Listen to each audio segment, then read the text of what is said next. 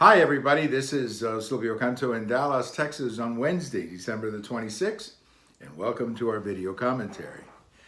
Well, you know, the political correctness has gone crazy. That's all I can tell you. You had this thing about baby, it's cold outside, which is pretty silly. Then you had somebody talking about that maybe it's not a good idea for children to sit with Santa Claus, as if somehow that is now a violation of their space or some idiotic thing like that.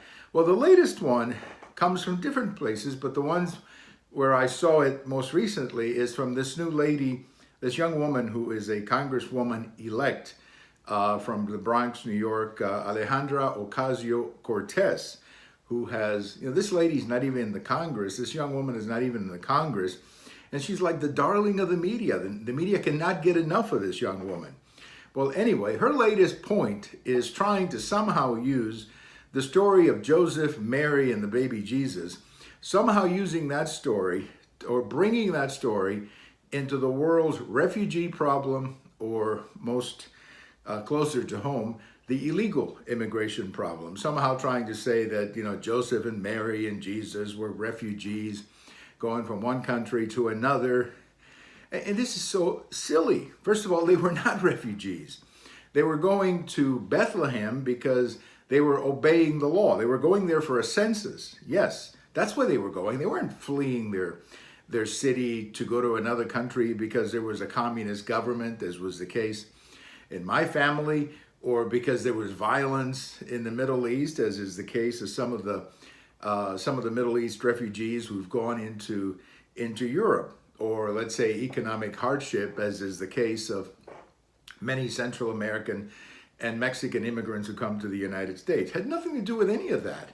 And to somehow bring in the story of Joseph and Mary and Jesus into this whole debate really shows you how silly and how morally and intellectually bankrupt this party is.